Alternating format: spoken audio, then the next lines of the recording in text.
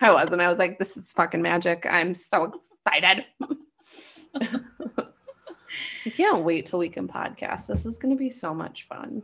It is going to be fun. Are we going to have like a structured schedule? Because I feel like that makes me anxious, which sounds stupid because it's giving me structure and routine.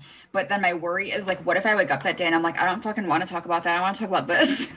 So then we lean into opposite action, and we somehow, because I honestly find that if something is coming up for us that we want to talk about instead of something else, I think that we absolutely, can work in what we want to talk about.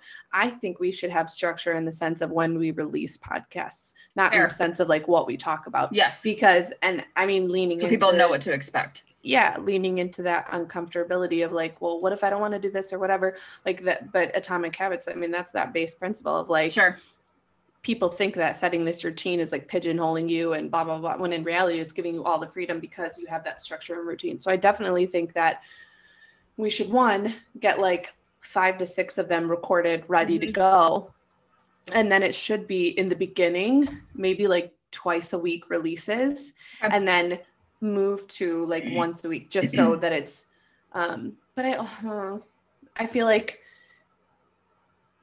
but then I feel like if we do twice a week releases, then we're going to be promoting that so much that maybe it takes away from promoting for the masterclass, or then we turn into those annoying people who are like, fucking listen to us, fucking listen to us, fucking listen to us. And I don't want to be those people. Like, no, I told you, like I signed up for that. I found that girl on TikTok talking about hormones, and I signed up for, maybe I did, maybe I didn't, I don't know. But I signed up for her email of like, I just kind of want to learn more about. And then she sends you 72 emails a day. It's overwhelming. Every other fucking day. I was like, you know what, like, Sarah? I don't want it. I unsubscribed immediately. Listen, I'm done. I'm over. This is a second job. This is my 4th job reading your emails. Like, bitch, back up.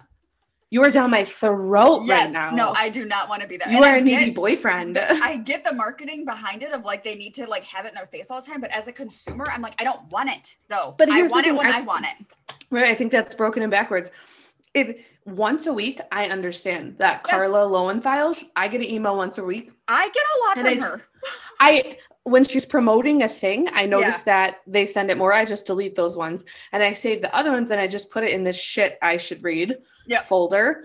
But I also like the Atomic Habits guy. He sends an email every Thursday and it's 3 quotes, 2 facts, and like one thing to like question to ask yourself. And I think that that's so nice because it's like structured and you can look at it and you're like, okay, it's just short bursts. It's not like I have to read this fucking giant email. Novel. Yep. I'm not doing it. It's too much. And it's part of me feels like when I subscribe to those emails, it's the same shit, just a little worded just a little bit differently. And I'm like, I read that yesterday. So I get the fucking point. I get it. Yeah.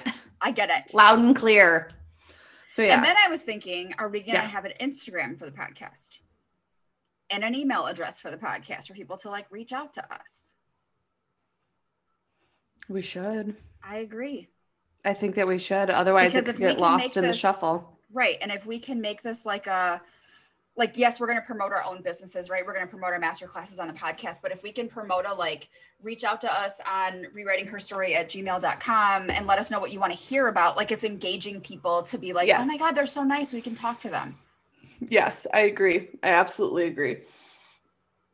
And if we did like rewriting her story, it can just be like our subtitle can be a mindset podcast for everyone or like whatever. It doesn't have to be a mindset podcast for women. And I think if there's confusion around the name, like we're 2 women talking about rewriting our own story. So that's where the name comes from, but it doesn't mean that you have to be a woman to listen. I like that. What was the tag again? A mindset podcast. Yeah. For everyone. Pasta for everybody. Everybody gets a helping. Of mindset pasta. It's pasta in the shape of words. So everyone gets dinner. If you're here, you're hungry. Oh my God. Okay, cool. This is going to be so fun. We're just going to spitball for hours. Yes, it's going to be great. Well, and I feel like, I don't know, maybe CJ would know that, obviously he would know more than this, but I wonder if we just if we would record for like say an hour, but we break that up into 3 or 4 episodes, like if there's a cutoff, or if we have to like record them each separately to make it easier. I don't really know.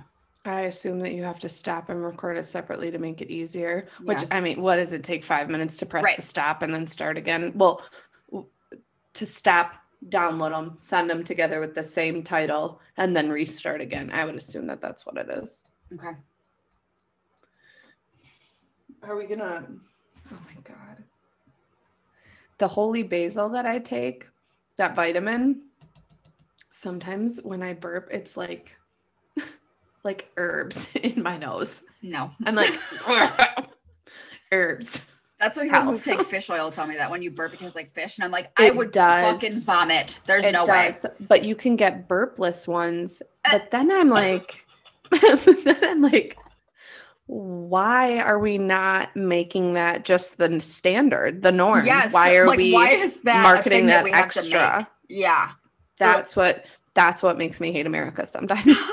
I'm like, I'm gonna upcharge you so you don't feel like garbage. Like, okay. So you don't burp up fish guts, which literally is like your EpiPen to save your life, $8,000. Yes, you're welcome. You're welcome that I made it for you. Drugs, $1,000 a pill. You're welcome. Literally. Diabetes. Who is she? She's $4,000. Thank you. Goodbye. So disgusting. So let's just talk about how disheartening my day was yesterday. Why? Did the hair appointment not go well? It went. That's a lot of money. Yes, Stephanie. A lot of money. It's an investment.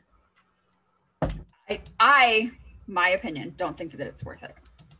I know, but you grow just get beautiful long hair. That's thin. Have you seen my pony? It doesn't matter. Like a pencil. Your hair is long. Your hair is long. Get one of those halo things. Bitch, she put one of those on me yesterday, and when she went to brush, it kind of slipped, and I was like, you know what? That'd be my luck. Walking down the street, my hair fucking falls out. like, oh shit! Like, do you know what I'm saying? Mind your business. It's my hair. Okay. All right. Excuse me. Babette is on the ground. Let me get her. Like, rude. But like, so she went to brush, and I was like, ooh, I don't like that. Like, it was all slidey, and then it doesn't blend as nice. This one girl that I know that wears them, she loves it, but I don't know what kind of hair she has. You know what I mean? I feel like you have to have different kinds of hair. I want them so bad. I even made, per Jeffrey's request, I made a pros and cons list. And what did you come up with? Obviously, my impulsivity was like, yeah, there's way more pros than cons. But like it's taking everything in me not to be like, book me. But like in my head, and just let's talk through this since we have to talk. So I did the math. Okay, I know